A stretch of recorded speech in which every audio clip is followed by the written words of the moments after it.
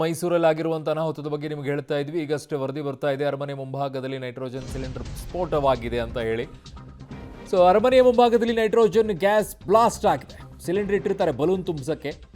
ಈ ಅವಘಡದಲ್ಲಿ ಓರ್ವ ವ್ಯಕ್ತಿ ಸಾವನ್ನಪ್ಪಿರುವಂತ ವರದಿ ಬರ್ತಾ ಇದೆ. ನೈಟ್ರೋಜನ್ ಗ್ಯಾಸ್ ಸ್ಫೋಟಕ್ಕೆ ದೇಹ ಛಿದ್ರವಾಗಿದೆ. ಮೂವರ ಸ್ಥಿತಿ ಗಂಭೀರವಾಗಿದೆ. ಆಸ್ಪತ್ರೆಗೆ ದಾಖಲು ಮಾಡಲಾಗಿದೆ. ವೀಕೆಂಡ್ ಅಲ್ಲಿ ಆಗಿದ್ದಿದ್ರೆ ಈ ಪರಿಸ್ಥಿತಿ ಬೇರೆನೇ ಆಗೋಗಿರೋದು. ಕಾರಣ ಅರಮನೆ ಸುತ್ತಮುತ್ತಲು ತುಂಬಾ ಜನ ಸೇರ್ಕೊಳ್ತಾರೆ. ಅದು ಆ ಗೇಟ್ನಲ್ಲಂತೂ ವಿಪರೀತ ಜನ ಇರ್ತಾರೆ. ಸೊ ಅರಮನೆಯ ಮುಂಭಾಗದಲ್ಲಿ ನೈಟ್ರೋಜನ್ ಗ್ಯಾಸ್ ಹೊಂದಿದಂಥ ಸಿಲಿಂಡರ್ ಏನಿದೆ ಅದು ಬ್ಲಾಸ್ಟ್ ಆಗಿದೆ. ಚಳಿಗಾಲದಲ್ಲಿ ಆಗಲ್ಲ ಅದು, ಆ್ಯಕ್ಚುಲಿ ಬೇಸಿಗೆಯಲ್ಲಾದರೂ ಒಂಚೂರು ವ್ಯತ್ಯಾಸಗಳಾಗುತ್ತೆ. ಬಟ್ ಈ ಸಂದರ್ಭದಲ್ಲಿ ಯಾಕೆ ಹಿಂಗಾಯಿತು ಅನ್ನುವಂಥದ್ದು ನೋಡಬೇಕು. ಹೈಲಿ ಪ್ರೆಷರ್ಡ್ ಆಗಿತ್ತಾ, ಏನಾಗಿತ್ತು ಅಂತ ಹೇಳಿ. ರೇರ್ ಆ್ಯಂಡ್ ರೇರೆಸ್ಟ್ ಕೇಸ್ಗಳು. ಸ್ಥಳದಲ್ಲಿ ಈಗ ಪೊಲೀಸರು ಪರಿಶೀಲನೆಯನ್ನು ಮಾಡ್ತಾ ಇದ್ದಾರೆ. ನಿಜಕ್ಕೂ ಕೂಡ ಇದು ಯಾವ ವಸ್ತುವಿನಿಂದ ಆಗಿದೆ, ಏನು ಕಾರಣ ಇದಕ್ಕೆ ಅನ್ನುವಂಥದ್ದು. ಆಮೇಲೆ ಅಲ್ಲಿ CC ಕ್ಯಾಮ್ರಾಗಳು ಇದ್ದಾವೆ. ಪ್ರತಿಯೊಂದು ಹೆಜ್ಜೆಗೂ ಕೂಡ ನಿಮಗೆ ಅರಮನೆಯ ಸುತ್ತಮುತ್ತ ಕ್ಯಾಮ್ರಾಗಳಿದ್ದಾವೆ. ಅದರಲ್ಲಿ ಗೊತ್ತಾಗೇ ಆಗುತ್ತೆ ಏನಾಗಿತ್ತು ಏನಿಲ್ಲ ಅಂತ ಹೇಳಿ. ಅದರೊಂದು ಪಿಕ್ಚರ್ ಅಂತೂ ಸಿಗುತ್ತೆ, ಅದರಲ್ಲಿ ನೋ ಡೌಟ್. ಈಗಷ್ಟೇ ಬರ್ತಾ ಇರುವಂಥ ವರದಿ ಇದು ಓರ್ವ ವ್ಯಕ್ತಿ ಸಾವನ್ನಪ್ಪಿರುವಂಥದ್ದು. ಮೂವರ ಸ್ಥಿತಿ ಗಂಭೀರವಾಗಿದೆ ಅಂತ. ಅರಮನೆ ಮುಂಭಾಗ ನೈಟ್ರೋಜನ್ ಗ್ಯಾಸ್ ಸಿಲಿಂಡರ್ ಬ್ಲಾಸ್ಟ್ ಆಗಿದೆ. ಅರಮನೆಯ ಮುಂಭಾಗ ಬಲೂನ್ ಮಾರ್ತಾ ಇದ್ದವನು ಪಾಪ ಸಾವನ್ನಪ್ಪಿದ್ದಾನೆ. ಹೊಟ್ಟೆಪಾಡು. ಸ್ಫೋಟದ ತೀವ್ರತೆಗೆ ಬಲೂನ್ ಮಾರುವವನ ದೇಹ ಛಿದ್ರವಾಗಿದೆ. ಅವರ ಕುಟುಂಬ ಏನು ಪತಿನೋ, ಅಯ್ಯೋ ಛೇ.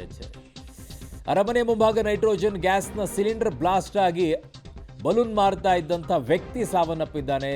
ಛಿದ್ರವಾಗೋಗಿದೆ ಅಂತೆ. ಬೇರೆ ಬೇರೆ ಕಡೆಯಿಂದ ಬಂದಿರ್ತಾರೆ, ಬಿಹಾರ, ಉತ್ತರ ಪ್ರದೇಶ, ಇಲ್ಲಿಂದ ಬಂದೆಲ್ಲ ಕೆಲಸ ಮಾಡ್ತಿರ್ತಾರೆ. ಪಾಪ ಹಿಂಗೆಲ್ಲ ಅವಘಡ ಆದಾಗ ಕುಟುಂಬದ ಪರಿಸ್ಥಿತಿ ಏನೋ ಪಾಪ. ನನ್ನ ಸಹೋದ್ಯೋಗಿ KP ನಾಗರಾಜ್ ನನ್ನ ಸಂಪರ್ಕಕ್ಕೆ ಸಿಗ್ತಾ ಇದ್ದಾರೆ. KP ನಾಗರಾಜ್, ನಿಜಕ್ಕೂ ಕೂಡ ಹೊಟ್ಟೆಪಾಡಿಗೋಸ್ಕರ, ಜೀವನ ನಡೆಸ್ಕೊಳ್ಳೋಕ್ಕೋಸ್ಕರ ಬಂದುಬಿಟ್ಟು ಇಲ್ಲಿ ಏನೇನೋ ಕೆಲಸ ಮಾಡ್ತಾ ಇರ್ತಾರೆ. ಬಲೂನ್ ಕೂಡ ಮಾರುವಂಥವ್ರು ಇರ್ತಾರೆ.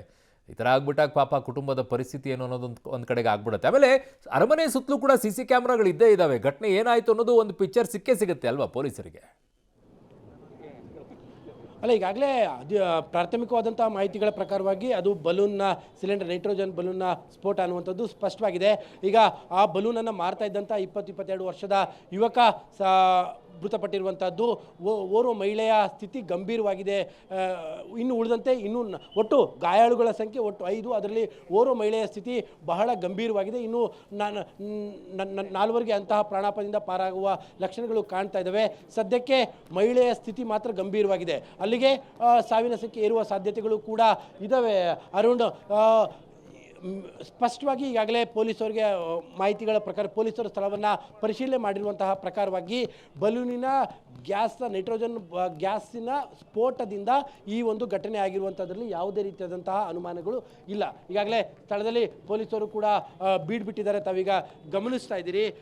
ಏನು ಸೈಕಲ್ನಲ್ಲಿ ಈ ಒಂದು ನೈಟ್ರೋಜನ್ ಸಿಲಿಂಡರ್ನ ಯುವಕ ಇಟ್ಕೊಂಡು ಈ ಒಂದು ಅರಮನೆಯ ಮುಂಭಾಗದಲ್ಲಿ ಮಾರ್ತಾ ಇದ್ದ. ಏಕಾಏಕಿಯಾಗಿ ಆ ಸಿಲಿಂಡರ್ ಸ್ಫೋಟವಾದಂತಹ ಪರಿಣಾಮವಾಗಿ ಬಲೂನನ್ನು ಮಾರ್ತಾ ಇದ್ದಂತಹ ಯುವಕನೇ ಮೃತಪಟ್ಟಿರುವಂಥದ್ದು. ಮತ್ತು ಆ ಒಂದು ಸೈಕಲ್ನ ಸಮೀಪದಲ್ಲೇ ನಿಂತಿದ್ದಂತಹ ಮಹಿಳೆಗೂ ಕೂಡ ಗಂಭೀರವಾಗಿ ಗಾಯವಾಗಿದ್ದಾರೆ.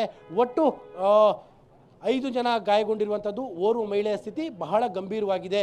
ಈಗ ಅವ್ರನ್ನ ಮೈಸೂರಿನ KR ಆಸ್ಪತ್ರೆಗೆ ದಾಖಲು ಮಾಡಲಾಗಿದೆ. ಅರುಣ್, ಧನ್ಯವಾದಗಳು KP ನಾಗರಾಜ್ ನಿಮ್ಮೆಲ್ಲ ಮಾಹಿತಿಗಾಗಿ. ಸ್ಲಿಮ್ ರೆಫರ್ ಮಾಡ್ಬೇಕಾದ್ರೆ ಕಾರಣ ಏನಂದ್ರೆ ವೇಟ್ ಲಾಸ್ ಸಲುವಾಗಿ ನಾನು ಬಹಳ ಜನ ಕೇಳಿದ್ರು. ಫಸ್ಟ್ ನಾನು ತಗೊಂಡು ನನಗೆ ರಿಸಲ್ಟ್ ಬಂದ್ಮೇಲೆ ಆಮೇಲೆ ನಾನು ಜೀನಿ ಸ್ಲಿಮ್ ಇನ್ನೊಬ್ಬರಿಗೆ ಪ್ರಿಪೇರ್ ಮಾಡಿದ್. ಸುಸ್ತಾಗೋದು ಕಡಿಮೆ ಆಯ್ತು, ವೀಕ್ನೆಸ್ ಅದು ಏನೂ ಇಲ್ಲ, ಪೂರಾ ಹೆಲ್ದಿ ಅದೇನೆ. ವೇಟ್ ಜಾಸ್ತಿ ಇರೋರಲ್ಲಿ ಏನೇ ಡೌಟ್ ಇಲ್ಲದೆ 100% ಬಳಸಬಹುದು. ಪ್ರತಿದಿನ ನಮ್ಮ ಜೀನಿ ಸ್ಲಿಮ್ ನ ಯೂಸ್ ಮಾಡಿ ಯಾವುದೇ ಸೈಡ್ ಎಫೆಕ್ಟ್ ಇಲ್ದಂಗೆ ನೀವು ಸಣ್ಣ ಆಗ್ತೀರಾ. ಸಿಎಂ ಕುರ್ಚಿ ಫೈಟ್ ಮಧ್ಯೆ ಸಿಎಂ ಸಿದ್ದರಾಮಯ್ಯರನ್ನ ಹೈಕಮಾಂಡ್ ದೆಹಲಿಗೆ ಆಹ್ವಾನಿಸಿದೆ. ನಾಳೆ ಸಿದ್ದರಾಮಯ್ಯ ದೆಹಲಿ ಫ್ಲೈಟ್ ಹತ್ತಾರೆ. ನಿನ್ನೆಯಷ್ಟೇ ಕೇಂದ್ರ ಸಚಿವರ ಭೇಟಿ ನೆಪದಲ್ಲಿ DCM DK ಶಿವಕುಮಾರ್ ದೆಹಲಿಗೆ ಭೇಟಿ ಕೊಟ್ಟಿದ್ರು. ಈ ಬೆನ್ನಲ್ಲೇ CWC ಸಭೆ ಹಿನ್ನೆಲೆಯಲ್ಲಿ ನಾಳೆ ಸಿಎಂ ಸಿದ್ದರಾಮಯ್ಯ ಕೂಡ ದೆಹಲಿಗೆ ಹೋಗ್ತಾ ಇದ್ದಾರೆ. CWC ಸಭೆಗೆ CM Siddaramaiah, Telangana CM Revanth Reddy, Himachal Pradesh CM Sukhwinder Singh ಸುಖುಗೆ AIC ಆಹ್ವಾನ ಕೊಟ್ಟಿದೆ. ಈ ಮಧ್ಯೆ DCM DK ಶಿವಕುಮಾರ್ಗೆ ಆಹ್ವಾನ ನೀಡದಿರೋದು ಭಾರೀ ಕುತೂಹಲ ಹೆಚ್ಚಿಸಿದೆ. ಹೈಕಮಾಂಡ್ ಭೇಟಿ ಎದುರು ನೋಡ್ತಾ ಇದ್ದ ಸಿದ್ದರಾಮಯ್ಯಗೆ ಆಹ್ವಾನ ಒಲಿದು ಬಂದಿದೆ. ವೈಯಕ್ತಿಕವಾಗಿ ಹೈಕಮಾಂಡ್ ಭೇಟಿ ಮಾಡುವ ಸಾಧ್ಯತೆಯೂ ಇದೆ ಅಂತಿದ್ದಾರೆ. ಇನ್ನು ಸಿಎಂ ಭೇಟಿಯಾಗಿ ಹಲವು ದಿನಗಳ ಬಳಿಕ AIC ಅಧ್ಯಕ್ಷ ಖರ್ಗೆ ಅವರನ್ನು DCM DK ಶಿವಕುಮಾರ್ ಭೇಟಿಯಾಗಿದ್ದರು. ಇದೇ ವೇಳೆ ಪ್ರತಿಕ್ರಿಯಿಸಿ, ನಾನು ಬೇರೆ ವಿಚಾರ ಚರ್ಚೆ ಮಾಡಲ್ಲ, ನಾನು ಸಿದ್ದರಾಮಯ್ಯನವ್ರನ್ನ ಈಗಾಗಲೇ ಹೇಳಿದ್ದೇವೆ, ಹೈಕಮಾಂಡ್ ಏನು ಹೇಳುತ್ತೋ ಅದನ್ನು ಕೇಳಿಕೊಂಡು ಕೆಲಸ ಮಾಡ್ತೀವಿ ಅಂತ ಹೇಳಿದ್ದಾರೆ. ನಾನು ಲೈಫ್ ಟೈಮ್ ಕಾಂಗ್ರೆಸ್ ಕಾರ್ಯಕರ್ತ ಅಂತ DK ಶಿವಕುಮಾರ್ ಅವರು ಹೇಳಿರುವಂಥ ಮಾತು. ಗೃಹಲಕ್ಷ್ಮಿ ಲೆಕ್ಕದಲ್ಲಿ ತಪ್ಪಿದ್ದೆಲ್ಲಿ? 2 ತಿಂಗಳ ಬಾಕಿ ದುಡ್ಡು ಎಲ್ಲಿ ಹೋಯಿತು? ಈ ಪ್ರಶ್ನೆಗಳು ಈಗ ದೊಡ್ಡ ಮಟ್ಟದಲ್ಲಿ ಚರ್ಚೆಗೆ ಎಡೆ ಮಾಡಿಕೊಡ್ತಾ ಇದೆ. ಇದರ ಮಧ್ಯೆ ಫೆಬ್ರವರಿ ಮಾರ್ಚ್ ತಿಂಗಳ ದುಡ್ಡಿನ ವಿಚಾರದಲ್ಲಿ ಮಹಿಳಾ ಮತ್ತು ಮಕ್ಕಳ ಕಲ್ಯಾಣ ಇಲಾಖೆ ಅಧಿಕಾರಿಗಳು ನಿರ್ಲಕ್ಷ್ಯ ಮಾಡಿದ್ರ ಅನ್ನುವ ಪ್ರಶ್ನೆಯೂ ಕೂಡ ಮೂಡಿದೆ. ಗೃಹಲಕ್ಷ್ಮಿ ಗ್ಯಾರಂಟಿ ಯಜಮಾಂತಿಯರ ಅಕೌಂಟ್ಗೆ ಜಮೆಯಾಗದೇ ಇದ್ರೂ ಕೂಡ ಅಧಿಕಾರಿಗಳು ತಲೆ ಕೆಡಿಸಿಕೊಂಡಿರಲಿಲ್ಲ. ಹೀಗಾಗಿ ಖುದ್ದು ಸಚಿವೆ ಕೂಡ ಇಲಾಖೆ ಅಧಿಕಾರಿಗಳ ವಿರುದ್ಧ ಗರಂ ಆಗಿದ್ರು. ಕೆಲ ಸೆಕ್ಷನ್ ಅಧಿಕಾರಿಗಳಿಗೆ ಈಗ ಆಂತರಿಕ ತನಿಖೆ ಆತಂಕವೂ ಕೂಡ ಎದುರಾಗಿದೆ ಅಂತಿದ್ದಾರೆ. ದುಡ್ಡು ರಿಲೀಸ್ ಆಗದೇ ಇದ್ರೂ ಕೂಡ ಸಚಿವರ ಗಮನಕ್ಕೆ ತಾರದ ಅಧಿಕಾರಿಗಳು ನಿರ್ಲಕ್ಷ್ಯ ವಹಿಸಿ ವಿಪಕ್ಷಗಳ ಬಾಯಿಗೂ ಕೂಡ ಆಹಾರವಾಗುವಂತೆ ಮಾಡಿದ್ದು ಈಗ ಸಾಕಷ್ಟು ಚರ್ಚೆಯನ್ನ ಹುಟ್ಟುಹಾಕಿದೆ. ಎಲ್ಲರಿಗೂ ಗೊತ್ತಿದ್ದೇ ಇತ್ತು, ದುಡ್ಡು ಕೊಟ್ಟಿರಲಿಲ್ಲ. ಮಾನ್ಯ ಮುಖ್ಯಮಂತ್ರಿಗಳು ಹಣಕಾಸು ಮಂತ್ರಿಗಳನ್ನು ಕೇಳಬೇಕು. ಇಂದು ವಿಶ್ವಾದ್ಯಂತ ಕ್ರಿಸ್ಮಸ್ ಹಬ್ಬದ ಸಂಭ್ರಮ ಮನೆ ಮಾಡಿದೆ. ನವದೆಹಲಿಯ ಕ್ಯಾಥೆಡ್ರಲ್ ಚರ್ಚ್ಗೆ ಪ್ರಧಾನಿ ಮೋದಿ ಭೇಟಿಯನ್ನು ನೀಡಿ ಸಾಮೂಹಿಕ ಪ್ರಾರ್ಥನೆಯಲ್ಲಿ ಭಾಗಿಯಾಗಿದ್ದರು. ಬಿಷಪ್ ಡಾಕ್ಟರ್ ಪಾಲ್ ಸ್ವರೂಪ್ ಪ್ರಧಾನಿ ಮೋದಿ ಅವರಿಗೆ ವಿಶೇಷ ಪ್ರಾರ್ಥನೆಯನ್ನು ಸಲ್ಲಿಸಿದರು. ಈ ಬಗ್ಗೆ ಎಕ್ಸ್ನಲ್ಲಿ ಪೋಸ್ಟ್ ಮಾಡಿರುವ ಪ್ರಧಾನಿ ಮೋದಿ ಯೇಸು ಕ್ರಿಸ್ತನು ಎಲ್ಲರಲ್ಲಿ ಕಾರುಣ್ಯ ಹಂಚುವ ಬದ್ಧತೆ ತರಲಿ ಅಂತ ಹಾರೈಸಿದ್ದಾರೆ. ಈ ಮಧ್ಯೆ ಅಸ್ಸಾಂ ಮತ್ತು ಛತ್ತೀಸ್ಗಢದಲ್ಲಿ ಹಿಂದೂ ಪರ ಸಂಘಟನೆ ಕಾರ್ಯಕರ್ತರು ದಾಂಧಲೆ ಮಾಡಿಬಿಟ್ಟಿದ್ದಾರೆ. ವಿಎಚ್ಪಿ ಕಾರ್ಯಕರ್ತರು ಕ್ರಿಸ್ಮಸ್ ಆಚರಣೆ ವಿರೋಧಿಸಿ ಅಸ್ಸಾಂನ ಸೆಂಟ್ ಮೇರಿ ಶಾಲೆಗೆ ನುಗ್ಗಿ ಕಾರ್ಯಕ್ರಮದ ವೇದಿಕೆ ಪೋಸ್ಟರ್ಗಳನ್ನು ಧ್ವಂಸ ಮಾಡಿದ್ದಾರೆ. ಇತ್ತ ಛತ್ತೀಸ್ಗಢದಲ್ಲಿ ನಿನ್ನೆಯೇ ಕ್ರಿಶ್ಚಿಯನ್ನರ ವಿರುದ್ಧ ಬಂದ್ಗೆ ಕರೆ ಕೊಟ್ಟಿದ್ರು. ರಾಯ್ಪುರ್ ನಗರದ ಮಾಲೊಂದಕ್ಕೆ ನುಗ್ಗಿ ಶಸ್ತ್ರಸಜ್ಜಿತ ಗುಂಪೊಂದು ಕ್ರಿಸ್ಮಸ್ ಡೆಕೋರೇಷನ್ ವಸ್ತುಗಳನ್ನು ಸುಟ್ಟು ಆಕ್ರೋಶ ಹೊರಹಾಕಿದರು. ರಾಯ್ಬರೇಲಿಯ ಸೆಂಟ್ ಅಲ್ಫನ್ಸೋ ಕ್ಯಾಥೆಡ್ರಲ್ ಚರ್ಚ್ನ ಹೊರಗೆ ಬಜರಂಗದಳ ಪ್ರತಿಭಟನೆ ನಡೆಸಿ ಹನುಮಾನ್ ಚಾಲಿಸ ಪಠಿಸಿದೆ. ಹಿಂದೂ ಪರ ಸಂಘಟನೆಗಳ ದಾಳಿಗೆ ಲೇವಡಿ ಮಾಡಿರುವ ತಮಿಳುನಾಡು ಸಿಎಂ ಸ್ಟಾಲಿನ್ ಮೋದಿ ವಿರುದ್ಧ ಕಿಡಿಕಾರಿದ್ದಾರೆ. ಮೋದಿ ಕ್ರಿಸ್ಮಸ್ ಆಚರಿಸ್ತಾ ಇದ್ರೆ ಹಿಂದೂ ಸಂಘಟನೆಗಳು ದಾಳಿ ಮಾಡ್ತಾ ಇವೆ ಅಂತ ಗುಡುಗಿದ್ದಾರೆ.